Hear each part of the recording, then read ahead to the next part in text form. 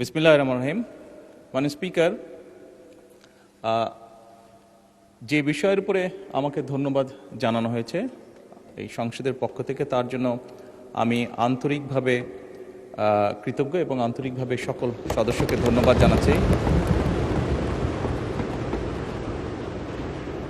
মাননীয় স্পিকার, এখানে মূল বিষয় এটি হচ্ছে যে বাংলাদেশের মানুষ আমাদেরকে দায়িত্ব দিয়েছে তাদের স্বার্থ দেখার জন্য। আমাদের দলের অবস্থান থেকে আমরা একটি স্লোগান ব্যবহার করি, সেটি হচ্ছে যে বাংলাদেশ ফার্স্ট বা বাংলাদেশ প্রথম।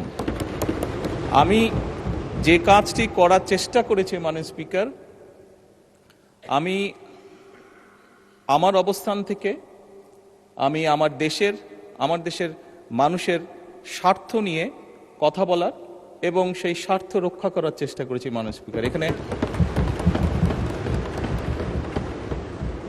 মাননীয় স্পিকার, এখানে আমাদের কারোরই কোনো ব্যক্তিগত কোনো বিষয় নেই। এটি যদি কোনো কিছু অর্জন হয়ে থাকে, ভালো কোনো কিছু অর্জন হয়ে থাকে, এটি বাংলাদেশের অর্জন।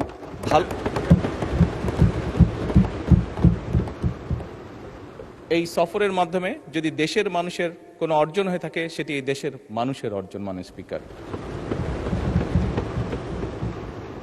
তবে মাননীয় স্পিকার, যেহেতু সংসদের সকল সদস্য, বিশেষ করে বিরোধী দলীয় নেতা, উনিও উৎসাহ প্রদান করেছেন দেশের জন্য, দেশের মানুষের পক্ষে কাজ করার জন্য, সেজন্য আবারও আমি আমার ব্যক্তিগত পক্ষ থেকে সকল সদস্য, বিরোধী দলীয় নেতা সহ সকল সদস্যকে আন্তরিকভাবে ধন্যবাদ।